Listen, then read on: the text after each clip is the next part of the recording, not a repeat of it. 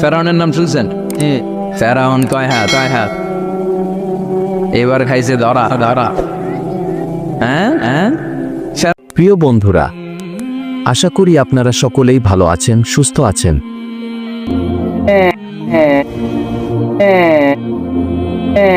ফেরাউনের লাশ থেকে কেন এই অদ্ভুত আওয়াজ বের হলো? বিজ্ঞান কি এর কোনো ব্যাখ্যা দিতে পারবে? কেন প্রতি বছর ফেরাউনের লাশের উপরে একটি ইঁদুর ছেড়ে দেওয়া হয়? কেন ফেরাউনের হাতের নখ এবং চুল বাড়তে থাকে? জানতে হলে ভিডিওটি সম্পূর্ণ দেখতে থাকুন। ফেরাউন কোনো ব্যক্তি বিশেষ নাম নয়। ফেরাউন হলো মিশরের তৎকালীন বাদশাদের উপাধি। পৃথিবীতে অত্যাচারী ও খোদাদ্রোহী শাসকদের মধ্যে ফেরাউন ছিল অন্যতম। ফেরাউন শুধু অত্যাচারী শাসকই ছিল না, সে নিজেকে খোদা দাবি করত। আল্লাহর পরিবর্তে মানুষকে তার ইবাদত এবং পূজা করতে বাধ্য করেছিল। পবিত্র কুরআনের ২৭টি সূরায় সর্বমোট ৭৪ বার ফেরাউনের কথা উল্লেখ করা হয়েছে এবং খোদাদ্রোহী এই অত্যাচারী ফেরাউনের করুণ পরিণতির কথা তুলে ধরা হয়েছে। হযরত মূসা আলাইহিস সালামের কাছে ফেরাউন যখন যুক্তিতর্কে হেরে গেল, তখন সে ঘোষণা করল, আমি অবশ্যই তোমাদের হাত এবং পা অবশ্যই কর্তন করব এবং তোমাদের সবাইকে ফাঁসিতে চড়াব। যখন ফেরাউনের মন্ত্রিসভায় এই সিদ্ধান্ত পাশ হয়ে যায়, তখন মহান আল্লাহ রব্বুল আলামিন হযরত মূসা আলাইহিস সালামকে জানিয়ে দিলেন, হে মূসা, তুমি আমার বান্দাদেরকে নিয়ে রাত্রি যোগে বের হয়ে যাও, নিশ্চয়ই তোমাদেরকে পশ্চাৎধাবন করা হবে। অতঃপর মূসা আলাইহিস সালাম যখন তার কওম বনী ইসরাইলকে নিয়ে রাত্রিবেলায় চলতে শুরু করলেন, যেতে যেতে তিনি লোহিত সাগরের পাড়ে চলে গেলেন। অনেকেই এটাকে নীল নদ বলে থাকেন। জেনে অবাক হবেন, ফেরাউন যেখানে ডুবে মৃত্যুবরণ করেছে সেটি নীল নদ নয়, বরং সেটি হলো সাগর। বাহারে আহমার, রেড সি বা লোহিত সাগরে ফেরাউনের মৃত্যু হয়েছে। কেননা আরবিতে নাহরুন শব্দের অর্থ হলো নদী, আর বাহরুন শব্দের অর্থ হলো সাগর। পবিত্র কুরআনেও বাহার শব্দটি ব্যবহার করা হয়েছে। হযরত মূসা আলাইহিস সালাম তার কওমকে নিয়ে যখন লোহিত সাগরের পাড়ে এসে দাঁড়ালেন, তখন তারা দেখতে পেলেন পেছন দিক থেকে দেয়ে আসছে ফেরাউন বাহিনী। তার কওমের লোকেরা বলতে লাগলো, সামনে বিশাল উত্তাল সমুদ্র, পিছনে ফেরাউন বাহিনী, নিশ্চয়ই আমরা ধরা খেয়ে গেলাম। তখন মূসা আলাইহিস সালাম উত্তরে বলেন, কখনো না, নিশ্চয়ই আমাদের সাথে আমাদের মহান রব রয়েছেন, তিনি আমাকে পথ প্রদর্শন করবেন।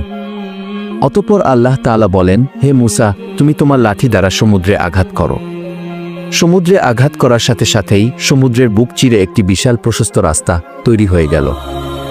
সাগরের মাঝে রাস্তার দুই পাশে পানি দুই ভাগে বিভক্ত হয়ে সুউচ্চ পাহাড়ের মতো দাঁড়িয়ে রইল। আমরা অনেকেই জানি লোহিত সাগরের গভীরতা প্রায় ৪ থেকে ৯ হাজার ফিট। সুতরাং সমুদ্রের তলদেশের মাটি প্রকাশ পেয়ে দুই পাশের পানি প্রায় ৯ হাজার ফিট উঁচু হয়ে দাঁড়িয়েছিল। শুষ্ক সেই পথ দিয়ে মূসা আলাইহিস সালাম এবং তার কওম খুবই স্বাভাবিকভাবেই সমুদ্র পাড়ি দিয়ে ওপারে চলে গেল। ফেরাউন এবং তার দলবল এসে যখন দেখতে পেল লোহিত সাগরের মাঝ বরাবর একটি বিশাল রাস্তা হয়ে গিয়েছে, তখন ফেরাউনের উজির হামান বলতে লাগলো, আমরা ইতিপূর্বে লোহিত সাগরের পাড়ে এসে দেখেছি, কখনো রাস্তা ছিল না, কিন্তু এখন কিভাবে রাস্তা হলো? ফেরাউন তখন উত্তর দিল, এই রাস্তা নাকি সে নিজে নির্মাণ করেছে। আল্লাহ তাআলা পবিত্র কুরআনে বলেন, আমি বনী ইসরাইলকে সমুদ্র পার করে দিলাম, কিন্তু ফেরাউন ও তার দলবল বনী ইসরাইলের পিছু ধাওয়া করল। ফেরাউন তার দলবল নিয়ে যখন সমুদ্রের মাঝপথে এসে উপনীত হল, তখন আল্লাহ তাআলা সমুদ্রকে স্বাভাবিক হওয়ার ঘোষণা দিলেন, ফলে পানি তাদেরকে ডুবিয়ে দিল। তৎক্ষণাৎ ফেরাউন বলতে লাগলো, আমান্তু, আমি ঈমান আনলাম, লা ইলাহা ইল্লাল্লাহ, আল্লাহ ছাড়া কোনো মাবুদ নেই।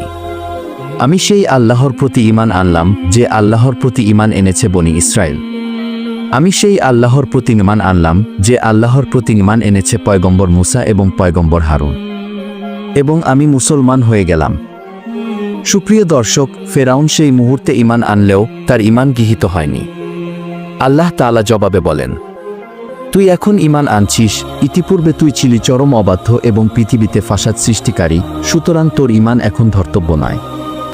আল্লাহ তাআলা আরও বলেন, আজ আমি তোর দেহ রক্ষা করব, যেন তোর পরবর্তী লোকদের জন্য নিদর্শন হয়ে থাকে। নিশ্চয় অধিকাংশ মানুষ আমার মহাশক্তিশালী নিদর্শন থেকে গাফেল। ইমাম কাতাদাহ রহিমাহুল্লাহ বলেন, বনী ইসরাইলগণ সাগর পাড়ি দেবার পর মূসা আলাইহিস সালাম যখন বনী ইসরাইলদেরকে ফেরাউনের নিহত হওয়ার সংবাদ দেন, তখন তারা এই খবর অস্বীকার করতে লাগল, কেননা ফেরাউনের ব্যাপারে তারা খুবই ভীত সন্ত্রস্ত ছিল এবং তারা বলতে লাগল, ফেরাউন হয়তো ধ্বংস হয়নি। মহান আল্লাহ তাদেরকে ফেরাউনের লাশ চোখে দেখানোর জন্য এবং এর থেকে অন্যান্যদের শিক্ষা লাভের উদ্দেশ্যে সাগরের ঢেউয়ের মাধ্যমে ফেরাউনের মৃতদেহটি তীরে এনে ফেলে রাখলেন এবং তা সবাই প্রত্যক্ষ করল। এতে করে ফেরাউনের ধ্বংসের ব্যাপারে তাদের নিশ্চিত বিশ্বাস হল এবং তার লাশ হবার জন্য নিদর্শন হয়ে গেল। পরিশেষে তার লাশের কি পরিণতি হয়েছিল এ ব্যাপারে কোরআন ও হাদিসে কোথাও কোনো তথ্য নেই। কিন্তু এই ঘটনা সংঘটিত হওয়ার ৩,০০০ বছর পর লোহিত সাগরের তীরে জাবালিয়ান নামক স্থানে ১৮৯৮ সালে ফেরাউনের লাশ সর্বপ্রথম আবিষ্কার করা হয়। কিন্তু এখানে প্রশ্ন হল, ফেরাউনের মৃত্যুর পর থেকে ১৮৯৮ সালের আগ পর্যন্ত দীর্ঘ ৩,০০০ বছর লাশটি কোথায় ছিল? অধিকাংশ ঐতিহাসিকদের মতে এটি পানিতে অক্ষত অবস্থায় ভাসমান ছিল। যাই হোক, অতঃপর এই লাশটির সঠিক তথ্য উদ্ঘাটনে মিশর সরকার দীর্ঘদিন গবেষণাগারে সংরক্ষণ করেন।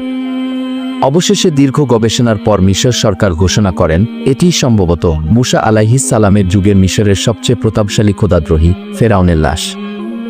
বিশ্বব্যাপী এ সংবাদ ছড়িয়ে পড়ায় ১৯৮১ সালে ফ্রান্স সরকার ফেরাউনের লাশ নিয়ে উচ্চতর গবেষণার জন্য মিশর থেকে ফেরাউনের লাশকে রাজকীয় সংবর্ধনা দিয়ে নিয়ে যায়।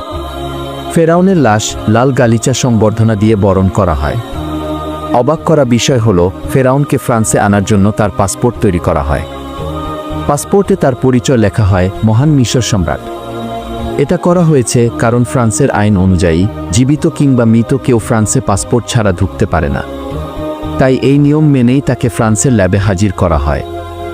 সেখানে বিখ্যাত সকল সার্জন ও বিজ্ঞানীরা সারারাত গবেষণা করে আবিষ্কার করেন এই লাশটির মৃত্যু হয়েছে সাগরে। তার শরীরে লবণের কণা পাওয়া গিয়েছে। সাগরে ডুবে মরা ছাড়া এমন সামুদ্রিক লবণ কণা পাওয়া সম্ভব নয়। এছাড়া তার কয়েকটি হাড্ডিতে চোটের চিহ্ন প্রমাণ করে বড় বড় ঢেউ রুখতে গিয়ে তার এই অবস্থা হয়েছে। ডক্টর মরিস বুকাইলিকে কেউ একজন বলেছেন, মুসলমানদের কোরআনেও এমন তথ্য রয়েছে যা মিশরের মানুষ সবাই জানে। বুকাইলি অবাক হয়ে বলেন, অসম্ভব, ফেরাউনের মৃত্যুর তথ্য আমরা কেবলই আবিষ্কার করলাম। আজ থেকে ১৪০০ বছর আগে মুহাম্মদ কি করে এমন কথা বলতে পারে? পরবর্তীতে তিনি পবিত্র কোরআন খুলে নিজে যখন এসব আয়াত দেখলেন তখন তিনি খুবই হতবাক হয়ে গেলেন। সত্যিই তো হুবহু মিল রয়েছে। অতঃপর তিনি ইসলাম ধর্ম গ্রহণ করে নিজেকে ধন্য করেন। অবশেষে যখন বৈজ্ঞানিকভাবে প্রমাণিত হয়ে যায় এটি হলো মুসা আলাইহিস সালামের যুগের পাপিষ্ঠ ফেরাউন, তখন মিশর সরকার লাশটিকে কায়রোর জাদুঘরে রাজকীয় মমি চেম্বারে একটি কাচের ফ্রেমে প্রদর্শনের জন্য সংরক্ষণ করেন। তবে দেহটি কোনো বিশেষ ব্যবস্থায় মমি করা ছাড়াই সংরক্ষিত আছে। বিজ্ঞান যার কোনো ব্যাখ্যা দিতে পারেনি। কিন্তু অবাক করা বিষয় হলো, ফেরাউনের লাশের কিছু অংশে অলৌকিকভাবে গোস্ত বৃদ্ধি পায়। আর প্রতি বছর মার্চ মাসের ১৫ তারিখ লাশের উপরে একটি ইঁদুর ছেড়ে দেওয়া হয় এবং ছেড়ে দেওয়া ইঁদুর সেই স্ফীত গোস্ত খেয়ে সাবার করে। আরও অবাক করা বিষয় হলো, অলৌকিকভাবে ফেরাউনের নখ এবং চুল বৃদ্ধি পায়, যা সত্যিই হতবাক ও অবাক করা বিষয়। সম্প্রতি ফেরাউনের লাশের একটি অদ্ভুত আওয়াজ বের হয় যা গোটা পৃথিবীকে হতবাক করেছে।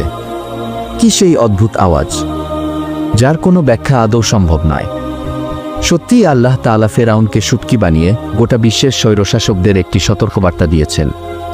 কানজুল উম্মাহ হাদিস নম্বর 2231 নম্বর হাদিসে নবী করিম সাল্লাল্লাহু আলাইহি সাল্লাম বলেন, তালাবুল কাসবিল হালাল ফারিদাতুন বাদাল ফারিদ। ফরজ ইবাদত সময়ের পরে আল্লাহ তাআলার মৌলিক যে ইবাদতগুলি এগুলো পালন করার পরে হালাল উপার্জন করাও একটা ফরজ ইবাদত। অর্থাৎ আপনি হালাল উপার্জন করতে গিয়ে ইসলামের মূল বিষয়গুলো, আল্লাহর ইবাদত ভুলে যাওয়া চলবে না। আল্লাহ তাআলার হুকুমের পরে আপনাকে হালাল উপার্জন করাও এটা ফরজ ইবাদত। জন্য আমাদেরকে হালাল উপার্জন করতে হবে, আবার আল্লাহর ইবাদতও করতে হবে। মৌলিক যে ইবাদতগুলি আছে এগুলো ছাড়া যাবে।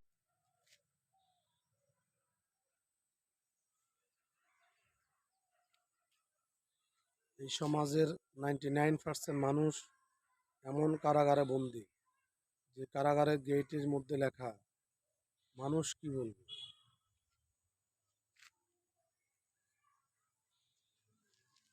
ইমাম আহমদ ইবনে হাম্বল রহমতুল্লাহ আলাইহির ছেলেকে একদিন তার ছাত্ররা জিজ্ঞাসা করলেন, শায়েখ, মানুষ কেন মৃত্যুকে এত অপছন্দ করে?